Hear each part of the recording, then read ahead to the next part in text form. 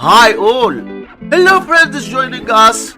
Up next in the video, 8 minus 7 which equals 1 times 8 minus 7 which equals 1. Now we have this problem, 1 times 1 which equals 1. But this answer is not correct, because according to the order of operations we have to work on the parentheses first, then work on multiplication, and at last work on adding and subtraction. So first we do this subtraction, then this multiplication, and at last this subtraction. So we have first this parentheses, 8 minus 7 1. So we have 8 minus 7 times 1. Now we have one subtraction and one multiplication. We must do this multiplication first, then this subtraction. So